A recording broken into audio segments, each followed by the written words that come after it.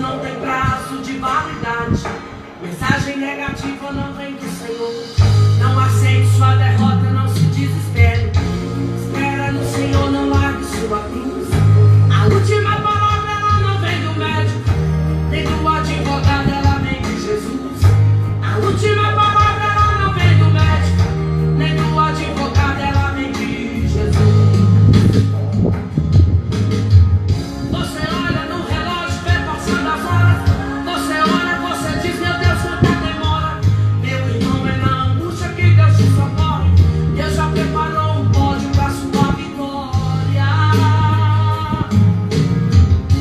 Até os seus amigos viram sua prova. Disseram não vai vencer, porém se enganou.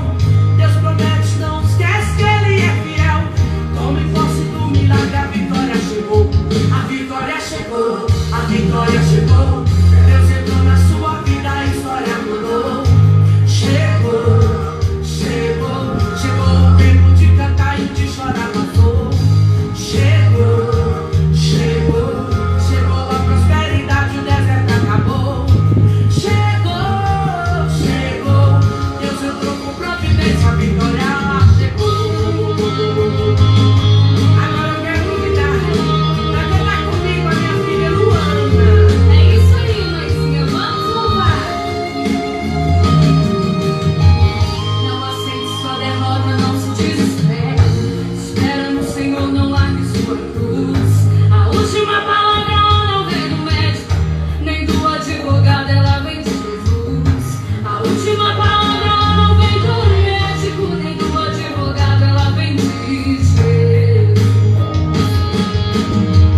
Você olha no relógio e vê passando as horas. Você olha, você diz, meu Deus, quanta demora. Meu irmão, é na angústia que Deus te socorre. Deus já preparou um pódio pra sua vitória. Até os seus amigos viram sua prova. Disseram não vai vencer, porém se enganou. Deus promete, não esquece que Ele é fiel. Tome posse do milagre, a vitória chegou. A vitória chegou, a vitória chegou.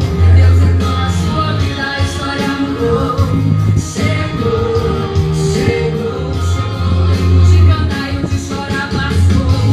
Chegou e chegou, chegou a prosperidade, o deserto acabou. Chegou e chegou, Deus entrou com providência, a vitória chegou. A vitória chegou, a vitória chegou. Deus entrou na sua vida, a história mudou. Chegou, chegou, chegou o tempo de cantar e de chorar passou. Chegou, chegou, chegou a prosperidade, o deserto acabou. Chegou, e chegou, Deus entrou com providência, a vitória chegou. A vitória chegou, a vitória chegou, a vitória chegou, a vitória chegou.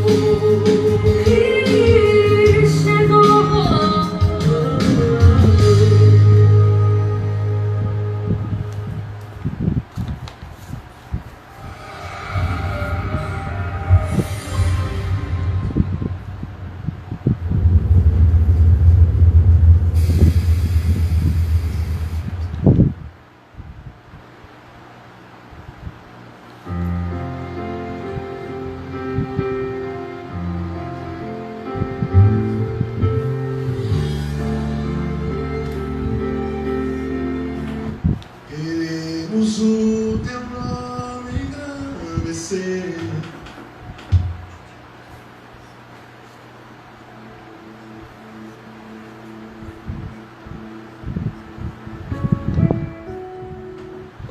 E te amaram em missões desse jogo. Ele é exatamente você. O seu peito é de alguém que já sofreu. Deus está. Olá, Beleza aí? tudo jóia, doutor César? Muito bem, mestre. Tudo tranquilo? Só tenho que agradecer essa sua participação nas nossas lives, nesse momento de dificuldade, né? Que a gente, Feira de Santana vem passando, a população feirense vem passando. E a gente tem que agradecer a sua participação. Sabe que a agenda é um tanto apertada, mas estamos aí. Pedido seu é uma autoridade que manda, a gente tem que obedecer. Comendador, a gente não discute, obedece. Ô, rapaz! Oh. Muito bem. Daquela época do início do Twitter, né? A gente pegamos ali uma linha muito boa no início do Twitter. É verdade. Tem muita história. O Twitter, seu Twitter é um dos melhores. Não havia tanta fake news, né? Era mais verdadeiro os comentários e tudo mais. Então, era menos fake news naquele período.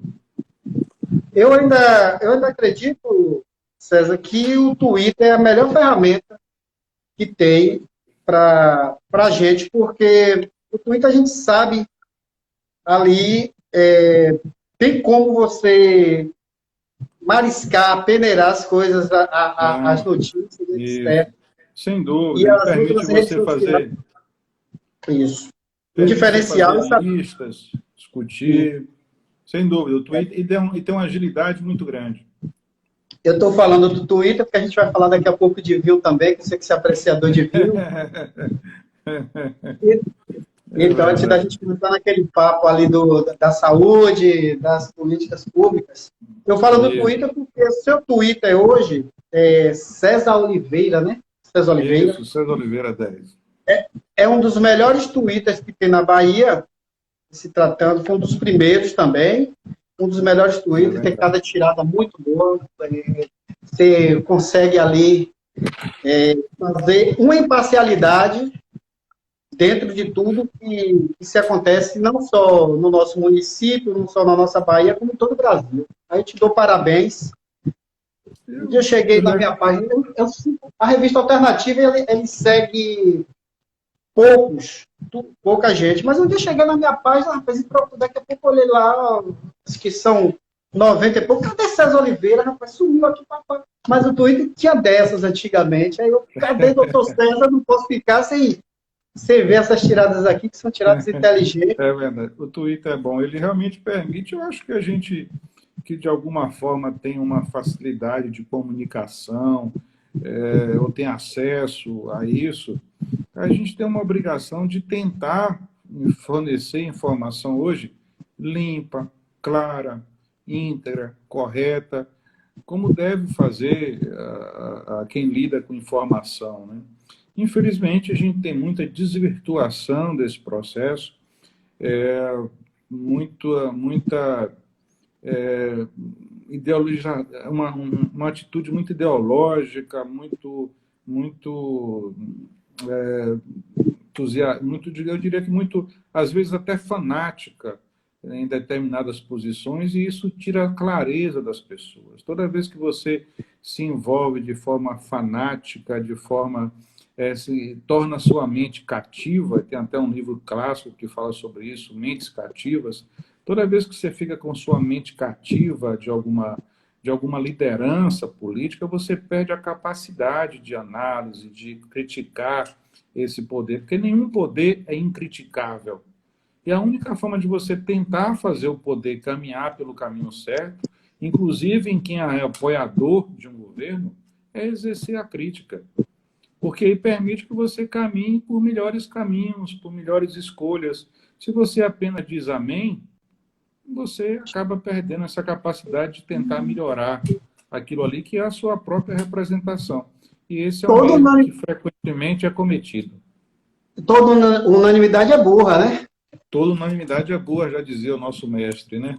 Entendeu? Então não é saudável isso. Então, eu lembro ali ainda para fazer é isso. Eu lembro ali aí que a gente se virava naqueles 140 caracteres ali, era uma agonia, rapaz. É verdade, 140 caracteres, é verdade. Então a gente tinha que realmente fazer uma síntese muito boa daquilo ali, é verdade, é verdade. Mas o Twitter da gente ali, fizemos uma história com o Twitter em Feira de Santana, e hoje, graças a Deus, eu falo graças a Deus assim, no sentido...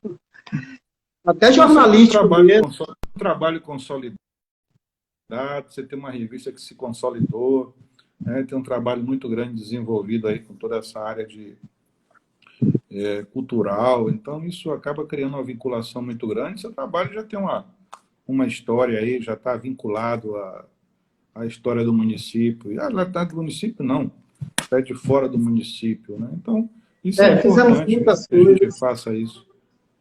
mas eu não diria que foi fácil. Também não foi tão difícil assim, porque tivemos ótimas parcerias, como o Tribuna Feirense, qual você é editor também, um dos editores desse jornal, fantástico. Infelizmente, o impresso, não só no Brasil, como em todo o planeta, ele passa um momento um pouco apertado, mas muito difícil, né? não sou saudosista a esse ponto, mas eu digo que o impresso nunca vai morrer. Como dizem que vai acabar aquela coisa toda, não. Mas o impresso hoje, aquela coisa assim, a produção aqui fica me ajeitando o tempo todo, isso é bom. Então, o galã é assim mesmo, o galã tem que estar sempre se arrumando e tal. Ô, rapaz, já pensou? É o galã, né? Então, voltando aqui para o nosso bate-papo, falamos aqui do Twitter, eu precisava falar isso, eu acho o seu Twitter muito forte, de parabéns. Obrigado. Por tudo aquilo que você vem fazendo ali naquela rede social. Eu ainda digo, para mim, sempre gostei do Twitter e, para mim, a maior rede que tem social. O jornalista hoje, sem o Twitter, é igual na época que o povo usava aquele candeeiro, né, o fiforzinho, que não tem o Twitter. Então, é mais ou menos por aí. E o seu Twitter está de parabéns, é um dos grandes diferencial de Feira de Santana, essa sua página, essa sua rede social. Doutor César, a gente está aqui com essa live do doutor César Oliveira, que é médico, ele é jornalista, escritor, tem matérias por todo o Brasil, vários veículos de comunicação, editor do Tribuna Feirense, um dos maiores veículos de comunicação dessa Feira de Santana. Feira de Santana passa um momento estranho, como todo o planeta passa, que é por conta dessa pandemia. Eu vejo na sua área de medicina, longe que a gente tem que procurar sempre o técnico, o médico, aquele cara que sabe, pelo menos, instruir que caminho seguir. Feira de Santana hoje, segundo nas redes sociais, bateu agora de noite mais de 1.800 casos do Covid. Mais de 100 e tantas mortes já, se eu não me engano, é isso? Então, fizemos uma live essa semana foi a semana de saúde, com o médico Tarcísio Pimenta, ele que pegou Covid. E ele dizia na oportunidade que Feira já passa dos 10 mil casos. Como o senhor vê isso na sua área de medicina? É lógico que nós sabemos que o número que nós temos de Covid diagnosticado no Brasil é totalmente irreal. Nós sabemos que o Brasil está entre os países que menos faz teste. Nós temos criticado isso profundamente lá no jornal, no Facebook, no Twitter. Nós precisamos de teste. Isso é um modelo de enfrentamento de pandemia. Quando você vai enfrentar uma pandemia, ou um desconhecido, ou uma guerra, o que for, nós temos duas armas: comunicação e ciência. Essas são as duas armas, as duas maneiras que nós temos. Para conhecermos o que nós precisamos enfrentar com a ciência, nós precisamos reconhecer o inimigo. Eu digo sempre que isso, eu estava assistindo essa semana um retrospecto da Copa de 70, e aí uma entrevista do Carlos Alberto Parreira dizendo que Zagallo mandou ele assistir a outra semifinal. Então ele não assistiu a semifinal do Brasil. Por quê? Porque ele foi conhecer o adversário para trazer a informação para o Zagallo montar o jogo final de 70. O Covid, se eu não conheço o inimigo, se eu não conheço onde ele está se expandindo, eu não posso ter os melhores mecanismos de enfrentamento. Então, a ferramenta que a ciência tem para responder às nossas necessidades, primeiro é conhecer. E nós só conhecemos com testes. Se nós não testamos, não conhecemos. Se não conhecemos, não podemos fazer o enfrentamento adequado. E o Brasil escolheu fazer o mínimo de teste possível. Por isso, a gente não conhece o número real de casos. Mas no mundo inteiro, o que se fala, as estatísticas são variáveis, mas o último estudo da Universidade de Pelotas falou 6 vezes, há estudo falando 10 vezes, ou seja, e há estudos que falam até mais do que isso, 15 vezes. Então, a quantidade que nós temos de casos é infinitamente maior do que o que nós diagnosticamos. O Ministério da Saúde, na época do Mandetta, falava assim: para cada caso diagnosticado, eu tenho 85 casos não diagnosticados. Na época do Mandetta, as entrevistas do Ministério da Saúde sempre era dizendo isso. Porque o que nós dizemos quando lemos é o que, olha só, 15% apenas vão ficar sintomáticos. Ora, se 15% vão ficar sintomáticos, significa que 85% não vão ficar sintomáticos. E esses provavelmente não serão testados, a não ser aquelas pessoas que por conta própria vão lá e resolvem fazer um teste, como já tem agora muita gente fazendo. Então, a quantidade que nós temos de casos, ela é infinitamente maior do que isso. E a comprovação final disso é essa pesquisa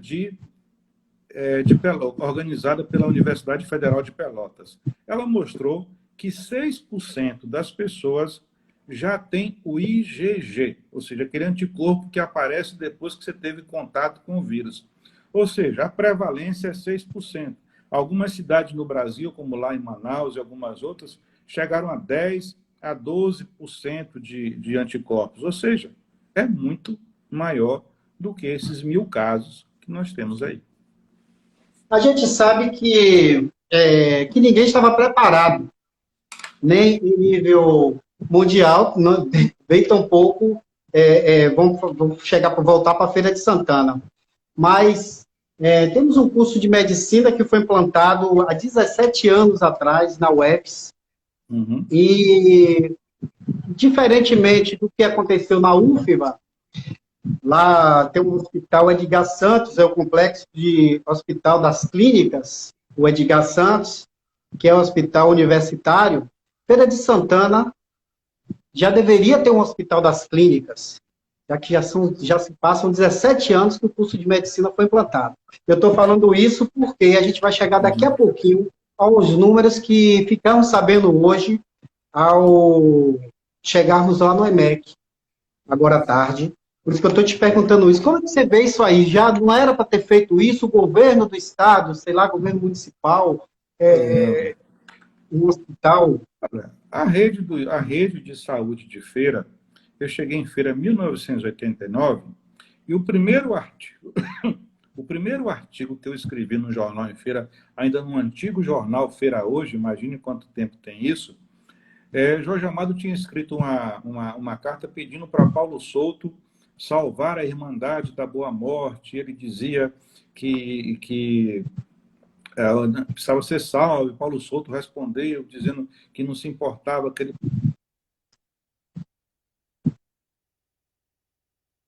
salvar as coisas da Bahia. Eu escrevi um artigo dizendo, olha, o nosso hospital não é um patrimônio histórico, mas eu também passo a cuia de esmolé para que a gente consiga recuperar e ampliar o nosso hospital geral. Isso há quase 30 anos. Então, a rede pública de Feira de Santana de assistência hospitalar, ela sempre foi deficitária. Foi construído o Hospital da Criança, para atender criança, ou seja, mas continuou, do ponto de vista de adulto, deficitário. E só agora é que a gente vai ter um hospital geral. Que maravilha que está vindo, mas evidentemente atrasado ao tempo histórico que a cidade já deveria ter começado com o hospital geral. A segunda coisa é que a cidade já tem indiscutivelmente porte para ter um hospital municipal.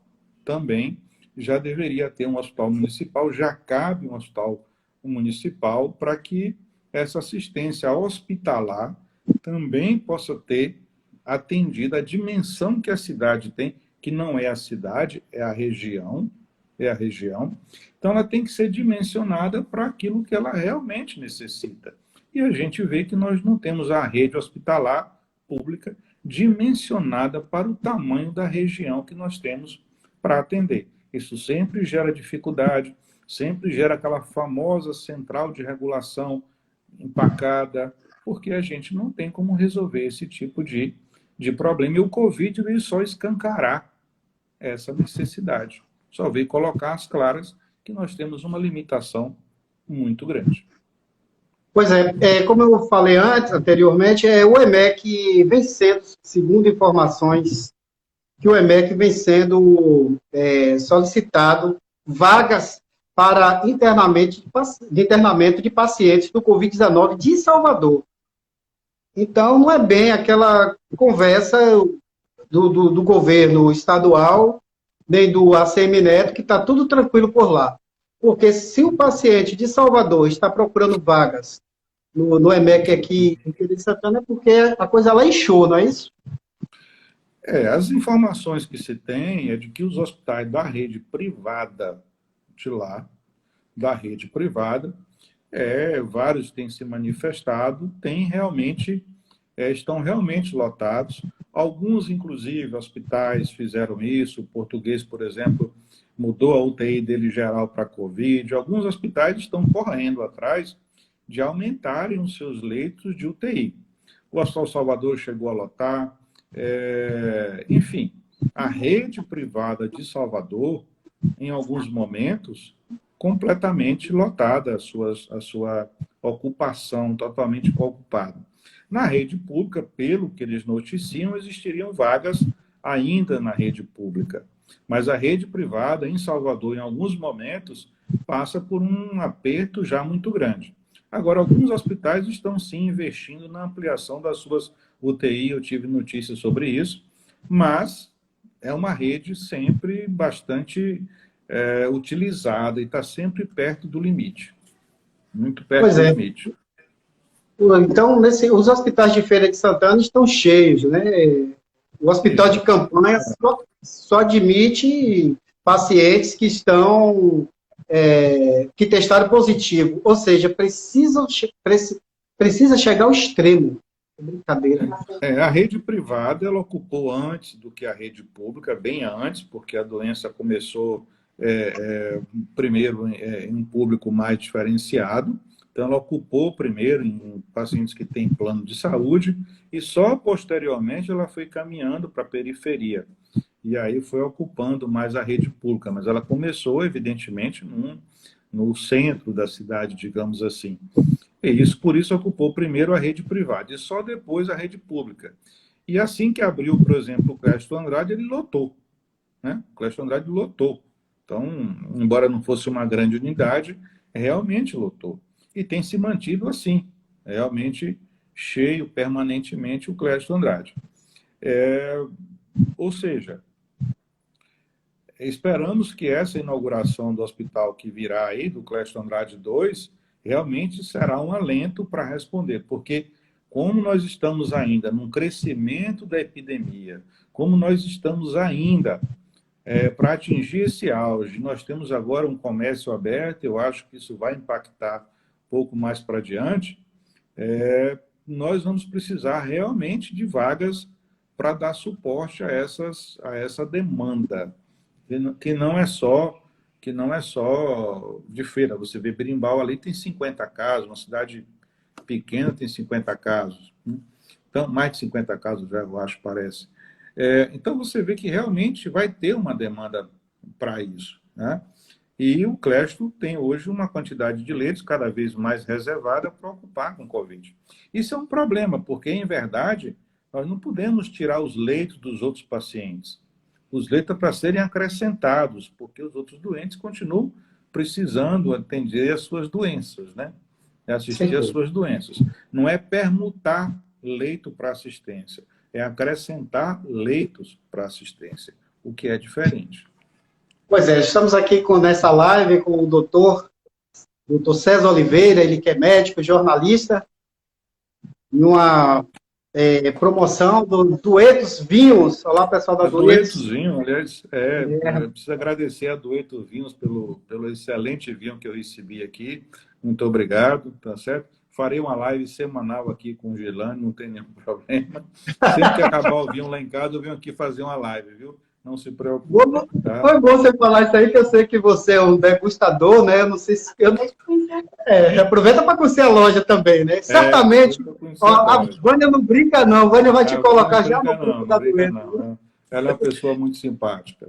Aí eu vou perguntar aqui, o enólogo, o enófilo e o sommelier, você se coloca entre os três aí do vinho. O enólogo é o fabricante do vinho, aquele cara que fica lá na vinícola, vendo como fazer o vinho, é um estudioso do solo, do clima, das leveduras e tal, né? O sommelier é aquele cara que é especialista no serviço, em servir o vinho no restaurante, recomendar com essa ou aquela comida e tal, essa coisa toda. E o enófilo somos todos nós que gostamos de beber um vinho. É o César Oliveira. Nós somos enófilos, nós somos enófilos. Embora eu tenha feito um curso de sommelier. Eu fiz um curso de sommelier. Então, se eu quebrar na medicina, eu posso entrar no plano B e trabalhar em um barzinho aí servindo vinho, porque eu fiz o curso profissional. Então, é um plano B. Se não der certo no ramo, eu tenho um plano B aí para tentar me salvar. Com essa pandemia, você acha que isso vai ocorrer? O período está ruim, mas pelo menos eu tenho um plano B. Pois é, Dueto, a loja de vinhos, atende pelo WhatsApp aí, pessoal. Vocês estão acompanhando essa live com esse gentleman, o Dr. César Oliveira. Eles atendem pelo, se você quiser tomar um vinhozinho aí, liga para a Vânia agora, acessa o WhatsApp dela, é o 99184-9966. Pessoa muito gente boa nos atendimentos. Seguindo aqui com a nossa live, com o médico. Ah, sim, você também joga futebol, rapaz. Não jogo, não. Sou péssimo de bola. Não enxergo, não. Péssimo de bola? Alguém colocou aqui, boa noite a todos. E a pandemia mostrou, deixa eu ver quem foi primeiro. O Reginaldo Júnior, jornalista Reginaldo Júnior, jornalista da Nova Geração. Daqui a pouco eu mando um alô aqui para um bocado de gente aqui que estão já ligados. O Reginaldo Júnior falou, né? Boa noite a todos. Essa pandemia mostrou que, além da necessidade de mais um hospital público, o nosso hospital municipal, de mais uma grande hospital particular para atender a cidade.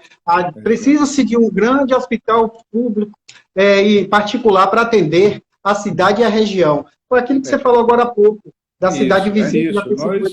Nós praticamente desativamos os nossos hospitais para o atendimento da população de Covid. E isso não é, em tese, o que devia acontecer. Porque as pessoas continuam precisando de assistência, a gente precisa compreender isso, que há uma necessidade de assistência médica às outras patologias, aos outros pacientes, que precisa encontrar mecanismos para serem feitas. Nós não podemos deixar os nossos doentes de infarto, de AVC, de derrame, e de crise diabética, de tantas outras coisas, sem um espaço para assistência de cirurgia de urgências. E, evidentemente, nós tivemos uma redução muito grande de pessoas que podem ter acesso a um hospital para seu tratamento. E isso é algo complicado, porque a gente está salvando um determinado grupo e está dificultando o acesso. Isso vem por conta da redução da nossa rede. A nossa rede hospitalar pública é pequena.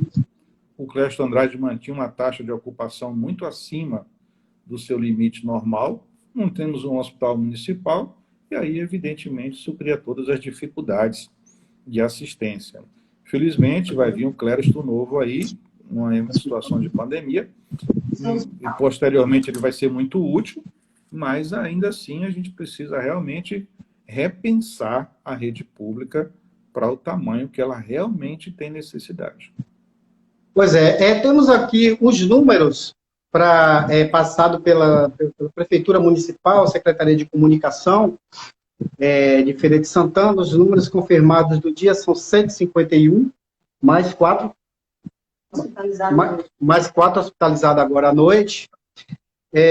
Confirmados 1.805 casos, está dentro dos, já engloba esses 4 aqui, né? Recuperados 667. Eu vou falar daqui a pouco sobre esses recuperados, perguntar ao doutor César sobre esses recuperados. Isolamento domiciliar 1.044, internados 48, óbitos 36, deixar claro aqui, óbitos 36, casos descartados 2.967, aguardando o resultado 259. Doutor César, como eu falei agora há pouco, essa semana das lives é da semana de saúde. Nós temos um papo com um colega seu, médico, na segunda-feira, na live, e ele, na oportunidade, ele disse que ele se curou do Covid. Eu pergunto a parte técnica, porque quem entende são vocês, que são médicos. Ele fala em cura, já que é geral dizer que não tem cura, ou melhor, que não se conhece a doença. Como é que se não conhece uma doença e pode-se afirmar que estão curados e etc? Veja só, como a doença começou em fevereiro, nós nunca acompanhamos a doença, não podemos dizer que vai haver imunidade permanente, nem sabemos dizer por quanto tempo essa imunidade vai persistir. Evidentemente que, pensando em outros vírus, pensando em outras situações semelhantes, tá, nós podemos dizer que a presença do IgG diz que você realmente formou um anticorpo contra aquele vírus. Aparentemente, até o momento, tá, não existe uma reinfecção após o IgG. Alguns casos relatados foram problema de testes. Então, aparentemente, quem tem o IgG está imune. Mas nós não temos ainda tempo de segmento para dizer por quanto tempo estaremos imunes. Estaremos imunes por 3 meses, por 6 meses, por 5 anos, para a vida inteira? Nós não sabemos. Só vamos saber quando tivermos 1 ano de acompanhamento e fizermos o IgG de novo para ver se ele persiste. Então, nós não temos ainda condições de garantir de forma absoluta que o IgG vai conferir imunidade ad eternum. É possível até que sim, mas é possível também que não. Então, não há, até porque se começou em fevereiro, eu não posso falar de ninguém como é que vai estar daqui 1 ano, porque ainda não viveu 1 ano. Eu só vou poder falar de longo prazo quando eu acompanhar a doença a longo prazo. Por enquanto, não dá. Eu posso especular, eu posso dizer que por similaridade a outras condições é muito provável que isso seja verdadeiro, etc. e tal. Mas garantir absolutamente que eu estarei imune para todo o resto da vida, só lá mais adiante. Eu não gosto muito da palavra lockdown, né? Lockdown. Sou um tabaréu, de Feira de Santana. É um tranca-rua. Eu prefiro fechamento mesmo. Isso, tranca-rua. Esse fechamento que vem acontecendo em Feira de Santana, agora mesmo o bairro populoso do Tomba, mais de 56 mil habitantes, do IBGE, foram 2 dias, o último final de semana, sábado e domingo, para uma doença que sabe que ela pode 14 dias para aparecer depois dizem, né, que são 14, 15 dias. Assim, funciona esse fechamento?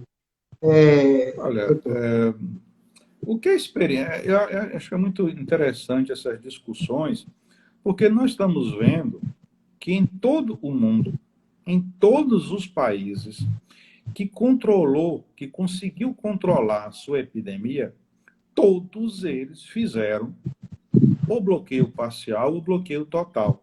Tem algum país que não tenha feito isso de algum grau e tenha conseguido? Não tem nenhum.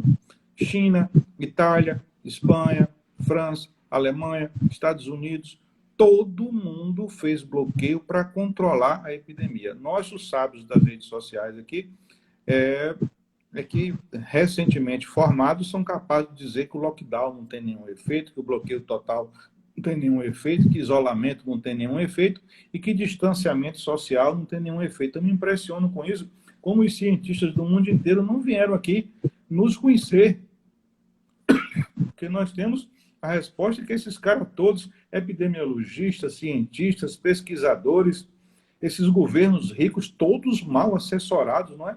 Todos mal assessorados, ninguém conseguiu, todo mundo fez a mesma coisa, teve resultado, controlou sua epidemia, mas não funciona. É muito estranho. Gente, vamos prestar atenção no que as pessoas fizeram, porque é a partir daí que a gente tira as lições. Aí todo mundo falava da Suécia. A Suécia, ela tem hoje a sexta morte por milhão, e é um país que entrou em crise econômica do mesmo jeito que os outros e tem muito mais mortes do que o seu país vizinho, do que os países nórdicos vizinhos, Dinamarca e os outros países. Você preferia estar no país que vizinho que morreu pouco ou lá na Suécia que morreu muito? Bom, ok. Se você preferir estar na Suécia que morreu muito, direito seu de você escolher. Agora, eu preferia estar no que morreu pouco, porque as pessoas, às vezes, lidam com os números com uma frieza que me espanta. Não existe vida descartável, não existe número de vidas perdidas aceitável. Cada vida é um afeto insubstituível. Cada vida é uma história irrecuperável. Então, não existe vida descartável, não existe número de mortes aceitável. Nós podemos até perder essas vidas, mas nós temos que perder essas vidas lutando por elas. E não aceitando, morre que está tudo bem. Só Stalin, o grande ditador, ele dizia assim, uma morte é uma tragédia. 1 milhão de mortes é uma estatística. Não, nós não podemos tratar essas mortes como uma mera estatística. Não existem 45 mil mortos hoje, o Brasil, no caminho que vai dobrar essa estatística, né?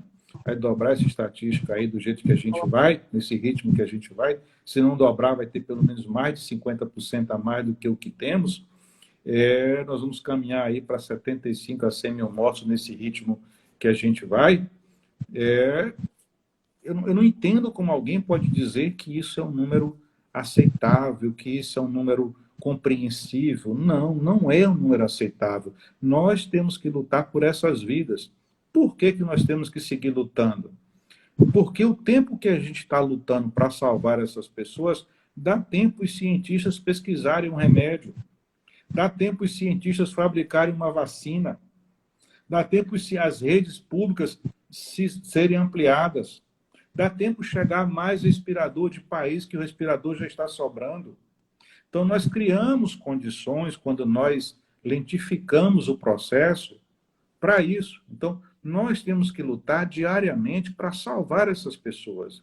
Por isso, sim, isolamento funciona assim. É mentira dizer que não funciona. Tem trabalho científico mostrando que existe achatamento de curva, sim. Aí as pessoas ficam seguindo Osmar Terra.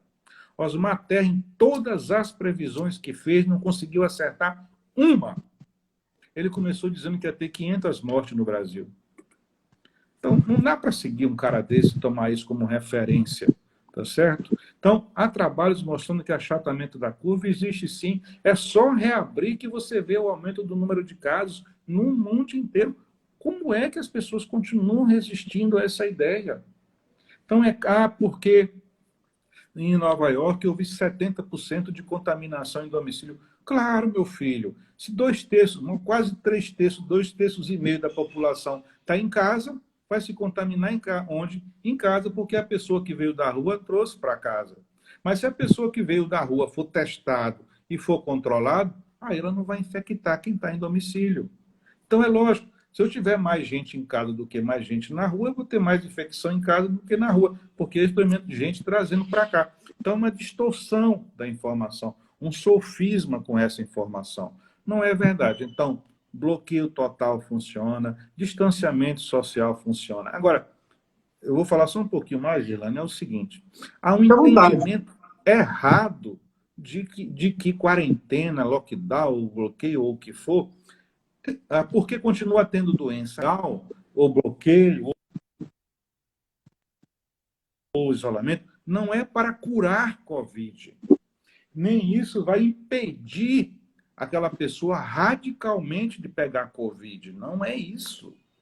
Nós estamos fazendo distanciamento social para mudar o R0 da doença, a taxa de contágio da doença, porque ela é uma doença altamente contagiosa.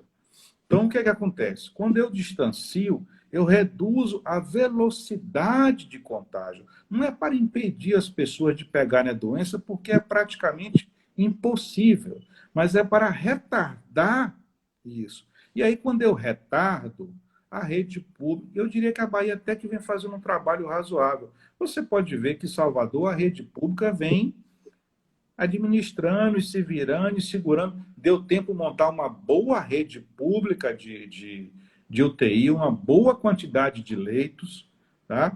Ou seja, vem contendo uma boa administração da pandemia, fora aquele problema lázinho dos respiradores, né, que teve esse probleminha aí dos respiradores do consórcio, o escândalo Dauster, mas fora isso, vem fazendo até uma boa administração, a parceria de Rui Costa com a CM Neto, vem fazendo uma boa parceria. Então, não entendam errado o distanciamento, nem gritem, eu fiquei em casa e peguei a Covid assim mesmo. A isolamento não é para impedir de pegar, é para espalhar a contaminação, fazendo com que ela seja lenta. Se ela for lenta, agora apareceu um remédio para paciente grave, olha que maravilha. Deu tempo. Imagina quem adoeceu antes de descobrir essa droga. Então, é para isso que a gente faz, e aí vale a pena sim, Gilano, vale a pena fazer isolamento, vale a pena fazer bloqueio total. Agora, alguns dizem assim, fez bloqueio total e não funcionou. Bloqueio de 40%, de 30% você fecha o tomba, a feirinha da Cidade Nova explode de gente. Aí não tem isolamento. Aí a coisa continua acontecendo, porque é um isolamento... Faz o lockdown no final de semana e quando chega na segunda-feira, vira uma segunda sem lei. O povo vai para a rua, não vem. Ou seja, então, nós aqui nunca fizemos um lockdown, um bloqueio total, nunca chegamos ao nível que chegou na Itália, que você só saía de casa com a polícia na porta para liberar você ou dizer onde foi. Ou na China, que fez isso via tecnologia. Eu tenho um conhecido na China e ele dizia assim, você tinha um aplicativo em casa em que todo dia você era obrigado a lançar a sua temperatura e ele ia fazendo o seu perfil e quando você pedia para sair, aí lá o sistema central liberava você ou não. Como lá na China mentir não é uma coisa muito saudável, né? Não é muito saudável, então o cara não mentia, né? Então, é dessa forma que controlou. Agora, fazer isso que a gente faz aqui, com as festinhas, com os bares, com a festa escondida, com essa inconsciência social que nós temos, em que uma parte faz o sacrifício, a outra parte ou se diverte, e uma outra parte precisa ir para a rua. Mas eu entendo a parte que precisa ir para a rua. Porque se ela for para a rua porque precisa, ok. Mas pelo menos os outros que não precisam ir para a rua, aí sim, esses é que tem que realmente não irem, não ficarem fazendo festa, curtição, bar e boate e tal. Infelizmente, eu acho que aí o nosso bloqueio total ele está muito longe de bloqueio total. E aí as pessoas falam, bloqueio total não funciona. Claro que não funciona. Nunca foi total. Estamos aqui com live com o doutor César Oliveira, live com o comendador Girlânio Guirra, já quase chegando nos minutos finais. Fazer como o cara lá da TV fazer, época do gordo, né? Mas é uma aula mesmo, um gentleman, um jornalista, médico, doutor César Oliveira. O nome da Dueto, não vamos esquecer da Dueto não, viu? Minha amiguinha Ivânia, aquele abraço, nos acompanhando também nessa live legal. Ô, doutor, é o seguinte, tivemos o maior registro de mortes por dia, foram 5 mortes. Foi segunda-feira passada, né? Segunda, dia 15. Segunda-feira passada. E já passam de 1.800 casos. Agora, que eu li os números aqui, 1.805 casos infectados. O hospital de campanha, com esses números elevados, vai conseguir, pelo menos, vai suportar, vai suportar isso aí? Essa é uma pergunta bastante difícil, porque, veja só, nós temos um problema na nossa taxa de contaminação. Nós não fazemos testes, exceto em pacientes que estão severamente sintomáticos.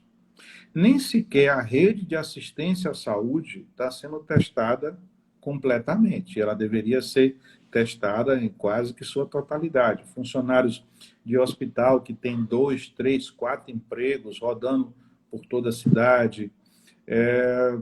Uma série de pessoas que têm maior exposição que deveriam estar sendo testados. Então, nós não testamos. 2, se nós não identificamos esse pré-assintomático, e aí a OMS falou aquela imbecilidade que sintomático não transmite, mas pediu desculpa, a gente escreveu lá no Facebook no mesmo dia que ela estava errada, o pré-sintomático ele é altamente transmissível, tá certo? Ou seja, eu tenho 2 conhecidos colegas médicos que identificou, porque a gente fez uma busca ativa, e eles eram pessoas assintomáticas e tinham o vírus. Essa pessoa que é pré-sintomática, essa pessoa acaba sendo um foco transmissor importante da doença, tá? Importante, enquanto ele está ali pré-sintomático. E esse é um problema. Estima-se que 38% a 40%, pelo menos, das transmissões são nessa fase pré-sintomática. Então, nós só estamos identificando aqueles que são francamente sintomáticos. O que é que acontece? Esse pré-sintomático está aí por feira. Ó, minha secretária, todo mundo aqui, esse pessoal, todo mundo assistindo aí, viu? Amanhã vai ter todo mundo aumento de salário, viu? Tá viu? Ou pelo menos... Pelo menos, né? Só. Tá vendo aí? Muito bom. O que é que acontece? Essas pessoas estão por aí espalhando a doença. Então, esse pré-sintomático não identificado, ele é um agente multiplicador. E esse é o nosso problema. Se nós não identificamos, não conseguimos conter o processo. Se não conseguimos conter o processo, ele vai se multiplicar exponencialmente. Então, eu temo que essa abertura do comércio, entendo a pressão, entendo a necessidade da sobrevivência, ninguém tem a solução para isso, é muito delicado o equilíbrio, reconheço tudo isso, todas essas coisas, tá certo? Mas eu acho que a abertura total do comércio e a forma como o Feira se expôs, ela vai ter agora um efeito crescente muito grande. Portanto, eu acho que depois dos próximos 15 dias, 10 dias, 15 dias, nós vamos ter um efeito bastante significativo de aumento de casos em Feira. E aí, a resposta, se a rede vai suportar ou não, eu não sei, eu acho que a rede vai ficar realmente muito apertada, muito apertada. É claro que está vindo aí a abertura, a inauguração dos 40 leitos da UTI do Hospital Clériston Andrade Novo. Se vier a inauguração realmente como está prometida agora nos próximos 15 dias, né? Se vier realmente a inauguração do Hospital Clériston Andrade Novo, com 40 leitos de UTI, bom, isso sem dúvida que é um impacto muito grande, que aí a gente vai ter uma condição muito melhor. Se por acaso a inauguração der algum imprevisto ou não acontecer nos prazos que estão estipulados, aí acho que a gente vai ter um sufoco muito grande em Feira. Olha só, para a gente ir para as considerações finais, mais uma pergunta aqui. 259 casos aguardando o resultado. Aguardando o resultado. Só confirma que a testagem em Feira também é baixa. É baixa? É baixíssima. A testagem em Feira é baixíssima. Aliás, na Bahia toda é baixa, no Brasil todo é baixa.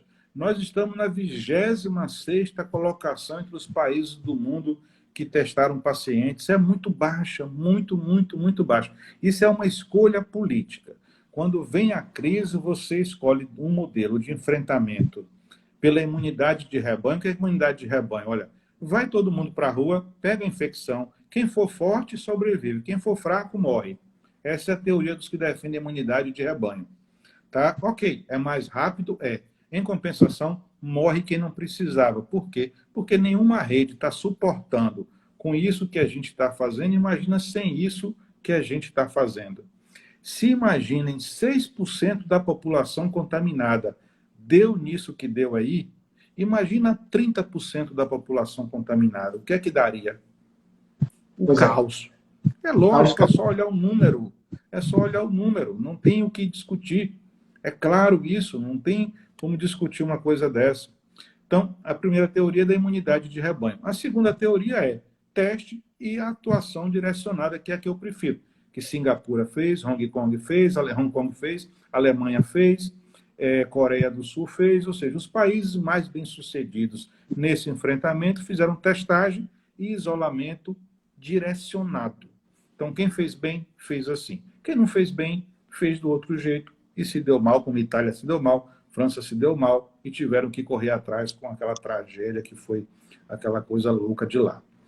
Nós fazemos testes muito pouco. Se não fazemos testes, não encontramos a doença. E olha só, esse número de testes está crescendo porque a rede privada começou a fazer. E tem muita gente pagando para fazer o seu teste.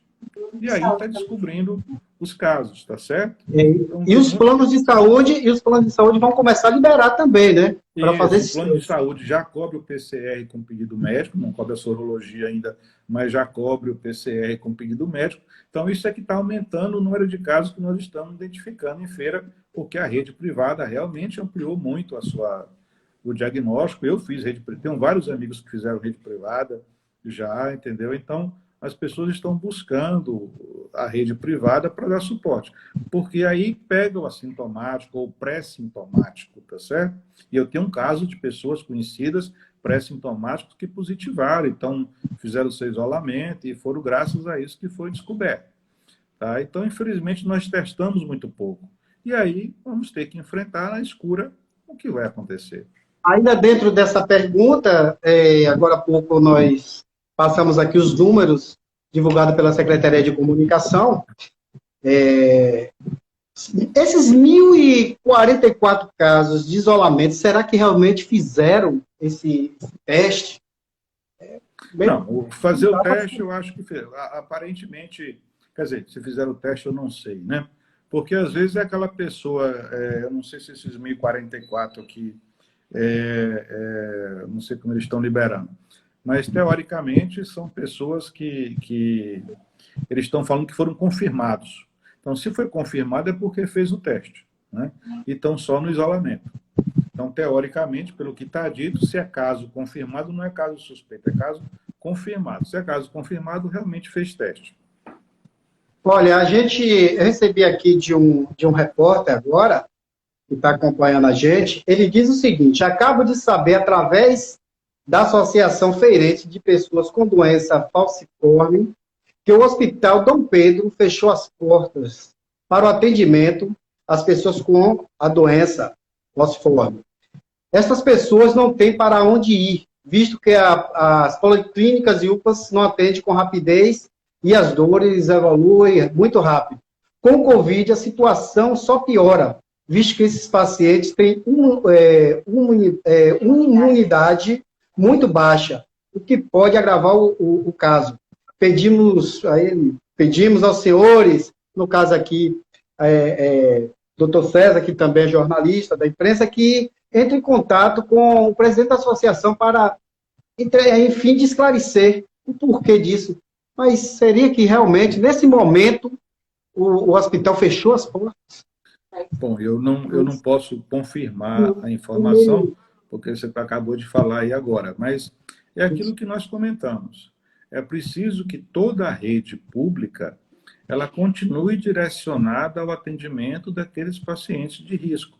infartada, AVC, paciente com lúpus, paciente com doença imune, pacientes com doença falcêmica, paciente em tratamento oncológico, paciente, enfim, com todas essas doenças graves que não podem ter o seu tratamento interrompido, não tem jeito, ou precisam dessa rede de assistência, paciente com toda a rede de paciente, assistência a pacientes asmáticos, enfim, todos os portadores de doenças crônicas que precisam de assistência permanente, a rede precisa estar preparada para assistir isso. Isso tem que ser pensado pelas autoridades e deveria ser pensado e ajustado também e apoiado pelo Ministério da Saúde. Infelizmente, estamos há mais de 30 dias sem ministro da Saúde. Isso é um caso também inédito de enfrentamento à pandemia sem ministro da Saúde. É um caso absolutamente incomparável no mundo, né? Comparável no mundo. Né? Então, a gente precisaria ter essa rede de assistência realmente completa. Teve uma pessoa que mandou uma pergunta aqui, a Maridélia, falando sobre o exame PCR demora e as pessoas deveriam ficar isoladas. Olha só, consciência é algo muito individual, né? É uma coisa muito individual. Teoricamente, a pessoa que está com PCR aguardando o exame deveria ficar 2 semanas em isolamento. Aí, será que eles estão ficando? Olha, é impossível dizer. Em tese, as pessoas que têm informação desse tipo deveriam ficar em isolamento, né? Vai dar consciência que as pessoas estejam ficando. Agora, nós vimos o primeiro milionário aqui da Bahia, quando recebeu o exame positivo, foi para Porto Seguro, marcou uma festa, estava lá com vários amigos na beira da praia e pegou um avião para Fortaleza. Quer dizer, é muito difícil. As pessoas são muito variáveis nos seus atos de consciência, né? Então, é meio complicado esse tipo de situação. Não sei realmente te responder se todas as pessoas estão isoladas. Eu acho que aquelas mais responsáveis, éticas, conscientes, que têm respeito pelo outro, mantêm o seu isolamento. Mas não duvido que tenha aí uns furadores de quarentena aí. Consequente. Não. Os inconsequentes, a Miralva colocou aqui. Uns furador de quarentena deve ter por aí, com certeza que tem. Entendeu? A sensação é que a maioria... A monitorização não chega a ser... E a monitorização que a Secretaria faz não chega a ser uma tornozeleira eletrônica, né? Porque para poder realmente que alcance a pessoa está tendo, entendeu? Então, é uma monitorização um pouco virtual. Então, é muito difícil de controlar realmente isso, né? A sensação é que a maioria acha que estão de férias. Tem gente que não acredita, tem gente que acha que não transmite. Eu tenho pacientes que falam besteira de máscara, não vou usar máscara, não, isso é uma besteira. Eu tenho paciente que diz isso e não quer usar mesmo em convivência com outros. Isso é besteira, não vou usar, não quero. E a gente tem pessoas realmente assim, eu tenho paciente assim, inclusive. Então,